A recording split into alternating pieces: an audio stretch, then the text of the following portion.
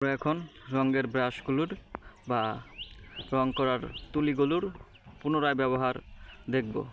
তো এইগুলো সাধারণত রং করা শেষের সাথে সাথেই সুন্দরভাবে ধুয়ে ফেলতে হয়। ধোয়ার পর এগুলোকে রোদে শুকাতে হয়, তারপর এগুলোকে পুনরায় ব্যবহারের জন্য উপযোগী করে তুলতে হয়। তো প্রথমে আমরা এগুলোকে ধুয়ে ফেলবো।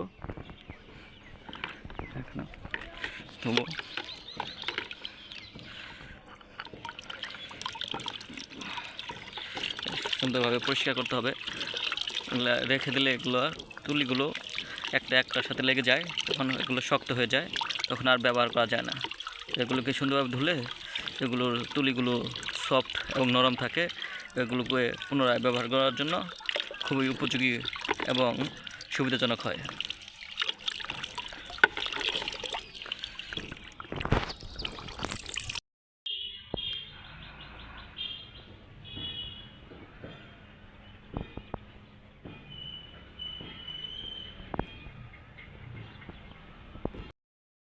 এখন আমরা এই শুকনো ব্রাশ দিয়ে খুব সহজেই আমাদের বাসা বাড়ির যে সরু জায়গাগুলো আছে সেগুলো পরিষ্কার করতে পারি।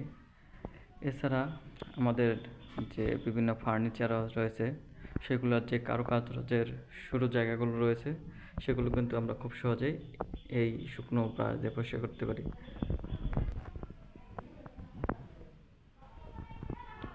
বাসা বাড়ির বিভিন্ন থাই গ্লাস আমরা এই শুকনো ব্রাশ দিয়ে পরিষ্কার করতে হবে। এছাড়া থাই গ্লাসের যে স্লাইডটা থাকে এতে খুব ময়লা জমে, তো এগুলো আমরা ব্রাশের সাহায্যে খুব সহজেই পরিষ্কার করতে পারি।